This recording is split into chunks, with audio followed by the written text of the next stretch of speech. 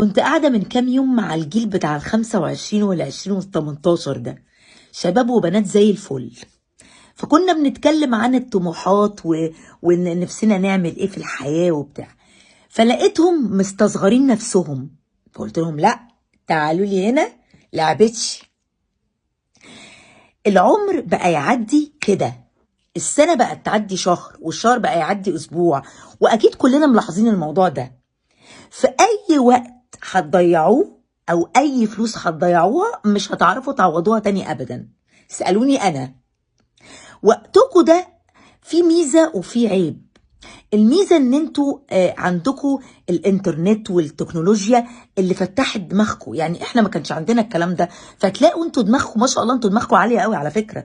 يعني انتوا تلاقوا دماغنا احنا على قدنا شوية، ما كانش عندنا الفرصة دي.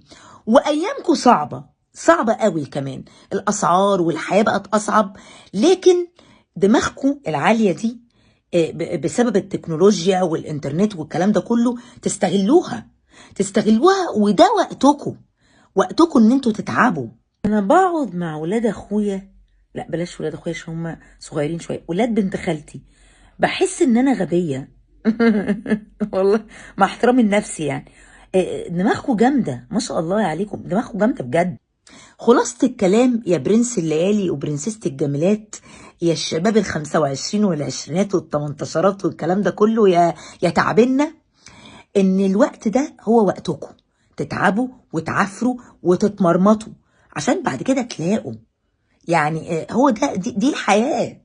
فاللي فات الفلوس اللي بتقعدوا تضيعوها مع صاحبي وصاحبتي والكافيهات والليلة دي مش هتجيب. اسمعوا مني والله ما هتجيب، هتندموا بعد كده.